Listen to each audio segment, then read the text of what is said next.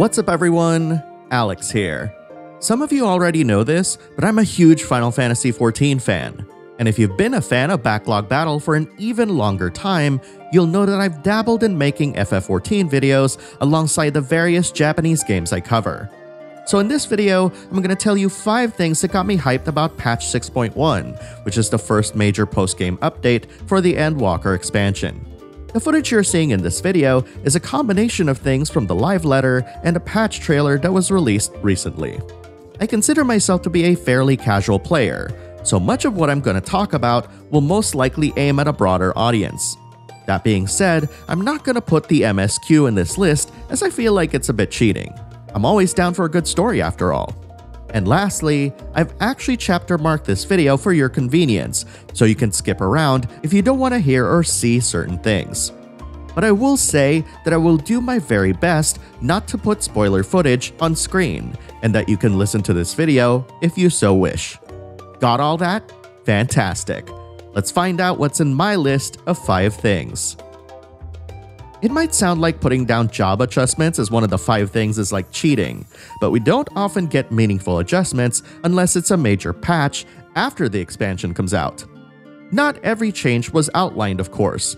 That'll come with the live letter that has Yoshi P pouring through hundreds of lines of patch notes on April 11th.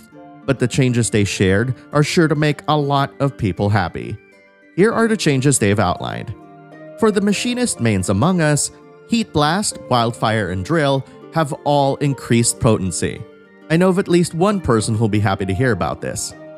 For the Samurai, because of the wildly fluctuating DPS results they've gathered, they are guaranteeing critical hits for Midari Setsugeka, Kaishi Setsugeka, Ogi Namikiri, and Kaishi Namikiri. Hisatsu Kaiten is also being removed to combat action bloat.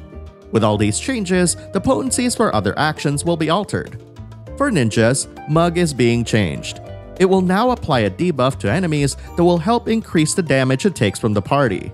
Because of this, Trick Attack is being changed to only increase personal damage dealt to the enemy. Yoshi P also says that they are reducing the animation lock on certain actions. As with Samurai, they're gonna adjust potencies for all the actions. For Dark Knights, Living Dead is seeing an enhancement. Walking Dead, which is the status effect that you get when you die during Living Dead, will now restore HP by a significant amount whenever you land attacks. It wasn't clear how significant this is, but this gives the Dark Knight a fighting chance to return from that status effect. Dragoons will now have a shorter animation lock for jump, perfect for mobility. Yoshi P also said that there's a conscious effort to further reduce action bloat on the job with the goal of alleviating stress from players, so this is a good thing. Summoners will now cast Searing Light on the player themselves rather than by Carbuncle. This is interesting because I think this means that Carbuncle doesn't even have to be out for you to use this action. For White Mage, Cure 3 and Asylum will now have an even bigger radius, increasing it by 10 yams. Liturgy of the Bell can be triggered to end and will heal an amount of HP depending on the number of remaining stacks. Sounds like some solid changes for the White Mage there. Scholar, one of my mains, has Sacred Soil increasing its radius as well by 10 yams. Expedience, which was the new Endwalker ability that increases everyone's movement speed and reduces damage taken, is being shortened down to 10 seconds from 20. I love Expedience. It saved many a party from death, so I'm not sure if this nerf is going to make it less useful. Fingers crossed that it still will be. For Red Mages, the animation lock of displacement has been reduced by 0.3 seconds. I've noticed a lot of jobs are getting a reduction on the animation lock, so this will make the gameplay of each feel a ton smoother. And lastly, all the healers will have a reduction in MP cost for certain skills. I personally was looking forward to hearing about Sage and what Yoshi P thinks about the state of that healing job, so it's a little disappointing to not see that, but I think the changes have been pretty okay so far. Do all these changes sound good to you? Post your thoughts in the comments below, as I'd love to read what you think. If you haven't spent the time to think about it, Final Fantasy XIV's 24-man raids are a type of content that pits 24 players against challenges where the per-player responsibility is significantly less than even its 8-man raids. This means that even in the toughest of times, where a single party is left standing, they could potentially revive the rest of the group. That wasn't always the case with Stormblood's Legalese raids, and with Endwalker's Myths of the Realm raid series, Yoshi P mentioned that these will share the same difficulty as Legalese. This also marks the return of voice acting in the 24-man raid series, as we didn't see any of that with Shadowbringer's Yorha Dark Apocalypse. This raid series is said to make us ask questions about the 12 and find out if they really exist and to what capacity, so I'm really excited. Admittedly, I am eager to see the dual-aspected god Nalthal as a boss, with the potential for Thal's Bloody Balls, a popular and colorful Eorzean expletive, to be incorporated into said encounter. Jokes aside, I'm always down for a good 24-man raid series, and the fact that it shares the same difficulty as Legalese makes me really happy. Bring it on, Yoshi P! We haven't seen Hildibrand since Stormblood, so seeing that somehow further Hildibrand adventures will be a thing in patch 6.5 has me excited. The last time we saw Hildy, he got sucked into a portal and never reappeared during the events of Shadowbringers. Now we know why that is, because this 2+ year travel time meant that he wound up in a completely different reflection. How will Nashu help our favorite Gentleman of Light? Will he turn to the dark side and become the Gentleman of Darkness? We'll find out soon enough. Yoshi P mentioned this already, but the reason why the storyline is coming later is due to how much budget his animations take, whether it's on Hildibrand himself or how everything is animated in cutscenes.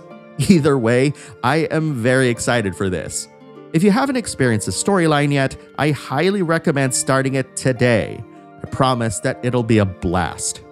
In the previous live letter, Yoshi P outlined that due to the addition of duty support for 2.0 dungeons, which basically lets you play through these duties with AI partners, that Cape Westwind, Castra Meridianum, and the Praetorium are all going to undergo some changes. These changes are at the heart of what I'm looking forward to in this patch. I'm gonna go over these for folks not in the know. For veterans like me who'd wind up in Cape Westwind during a trial roulette and beat the crap out of Ratatin Sas Arvina within mere seconds, this won't be happening anymore. Instead, Cape Westwind will be changed to a solo duty to be taken on by new players. Honestly, I might just have to play through New Game Plus to see how this fight is tuned. Castra Meridiana will be changed from an 8-player dungeon to a 4-player dungeon in this update. I'm not sure if cutscenes will still be mandatory, but there are rumors that we won't have to wait around for Sid anymore. If you have information about the changes to Castra Meridianum, I'd love to read it in the comments below. And finally, the one that has the most changes is the Praetorium. The Praetorium will now be 3 separate duties. From the dungeon's beginning all the way up until you defeat Gaius on the elevator will be considered as the 4-player dungeon. The Ultima Weapon battle will now be considered a 4-player trial, and the last fight with La Habrea will be a solo instance. These changes, of course, will lead to an alteration to the main scenario roulette. This roulette will now include Castra Meridianum, the Praetorium, and the brand new Porta Decumana trial where you fight Ultima Weapon. Naturally, the rewards will be adjusted because of these changes. Frankly, I'm just curious if the cutscenes will still be mandatory or if cutscenes will even be present. I'd love it if they were gonna go the distance and do that, but we'll see these changes once they're patched in. I've dabbled in FF14's PvP before, but I can say that I've never really been a true fan. But I do admire that Yoshi P and team still keep iterating on this until they get it right. Crystalline Conflict is a payload-type PvP game similar to games like Overwatch, where you accompany a crystal to the end in order to win. The number of players surrounding the crystal don't determine its speed, but it will move forward, and any opposing players near the crystal will grind that to a halt.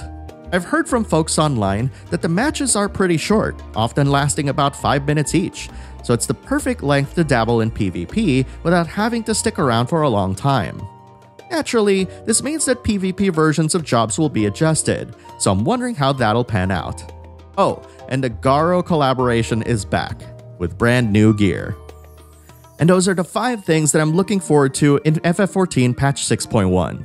Are there any specific additions in the patch that you're most excited about? If you're not subscribed to the game, does the ability to play its dungeons by yourself appeal to you more? Post your thoughts in the comments below and let's talk about it. Thank you very much for watching, and I'll see you in the next video.